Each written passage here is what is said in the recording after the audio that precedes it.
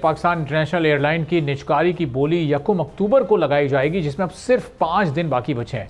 PIA की निजकारी में तमाम बिडर्स मकामी सरमाएकार हैं, जो बड़ी अच्छी बात है, जिनमें बड़ी बड़ी मुल्की कंपनीज भी शामिल हैं। पीआईए इस वक्त माली खसारे के एतबार से सर फहरिस्त है। पीआईए के कुल वाजबात की अगर हम बात करें तो इस वक्त तकरीबन 830 अरब रुपए तक ये जा पहुँचे हैं, जो कि ज़ाहिर है एक बहुत बड़ा बोझ है हमारे कौमी ख़जाने पर। कौमी असम्बली की कायमा कमेटी बराए निजकारी का आखिरी इजलास भी हो चुका है, जिसमें कमेटी के चेयरमैन फारूक सत्तार की जानिब से कहा गया कि पीआईए मुलाजमीन की तनख्वाहों और अलाउंसेज में कोई कटौती नहीं होनी चाहिए। सेक्रेटरी निजकारी कमीशन की जानिब से कहा गया कि कौमी एयरलाइन खरीदने वाली कंपनी को नए जहाज़ लेना होंगे और जहाज़ों का फ्लीट 18 से बढ़ाकर सिर्फ 3 साल के अरसे में 45 तक लेकर जाना होगा।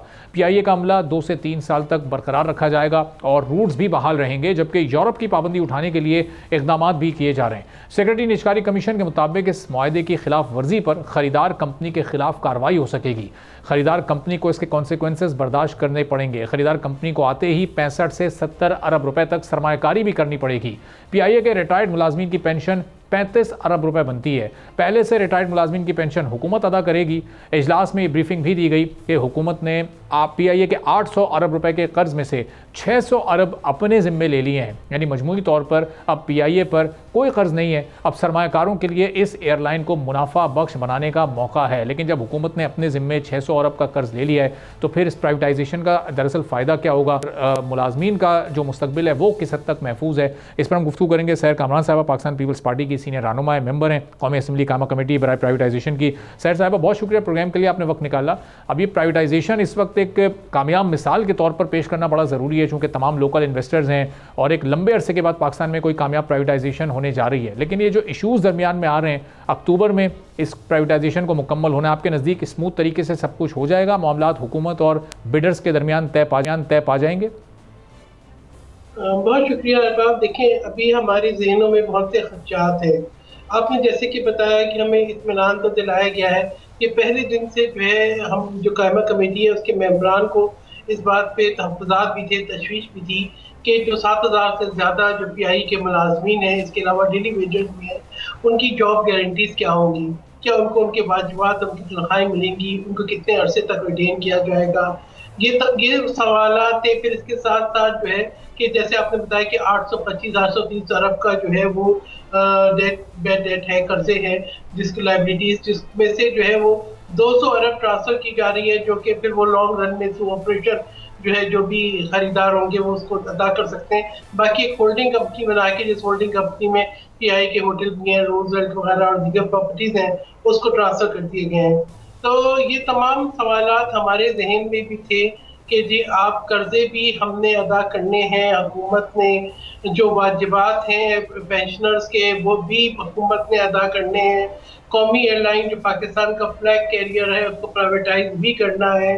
तो ये जो है किस तरीके से ये अमल शफाफ होगा और इस बात की क्या गारंटी है, क्योंकि मैं देख रही थी कुछ प्रेस रिपोर्ट्स को कि जिसमें इस खदशात का इजहार किया गया था कि शायद बिडर्स जो हैं तो तमाम कंडीशन से एग्री नहीं कर रहे। वो जो एक $500 मिलियन की इन्वेस्टमेंट करनी है, या फ्लीट बढ़ानी है, या जो है वो मुलाजमीन को रिटेन करना है, या जो है वो ये कह रहे हैं कि जो सेल प्रोसीड है उसी को वो इन्वेस्ट करना चाहते हैं। लेकिन हमें बताया गया कि तमाम बातें जो है स्पेकुलेशन की बेसिस के ऊपर है, जबकि जो एग्रीमेंट के अंदर जो कंडीशंस रखी गई उन पे इत्तेफाक हो चुका है। तो उस पर जो है वो रिक्वेस्ट की थी हमने चेयरमैन कमेटी से भी, और प्राइवेटाइजेशन कमीशन के सेक्रेटरी को भी ये कहा था कि कायमा कमेटी ये चाहेगी कि वो भी जायजा ले ले उस एग्रीमेंट का जिसके ऊपर इत्तेफाक हुआ है।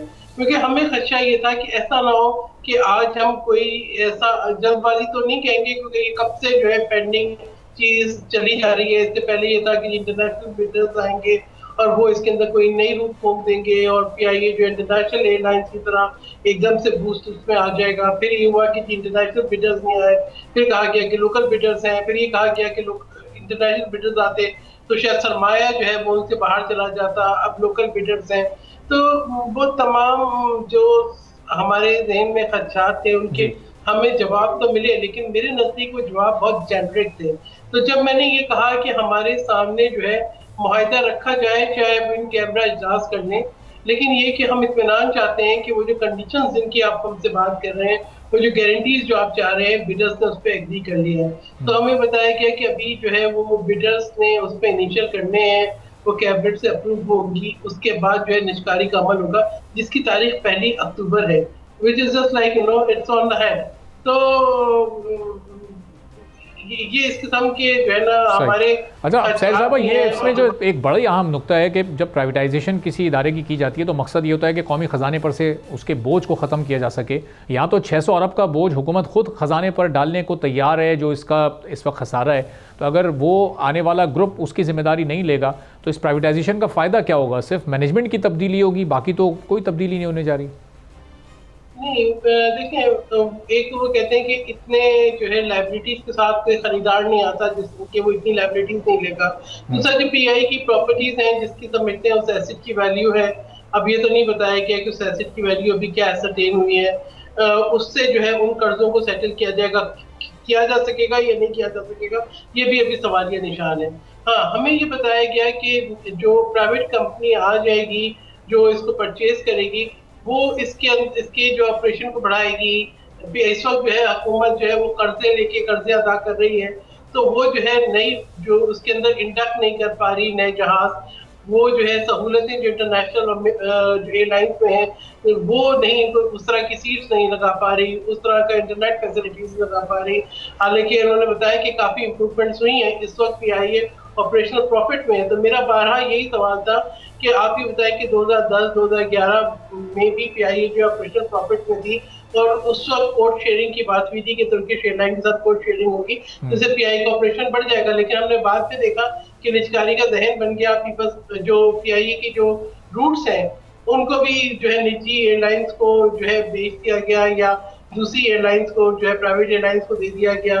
और फिर उसके बाद मुझे एक स्कैंडल खड़ा हुआ पीआईए के पायलट्स के लाइसेंस को लेके। आप देखें कि वो एयरलाइन जिसने दुनिया की बेहतरीन एयरलाइन बनाई, वो एयरलाइन जो पाकिस्तान का फ्लैग कैरियर है, वो एयरलाइन जो कि पाकिस्तान की आन बान शान है, उसकी आज ये हालत हो गई कि आज उसको बेचा जा रहा है और वो भी एक एक कर्जे हुकूमत और जो है पेंशन वाजिब अदा हुकूमत के जिम्मे है।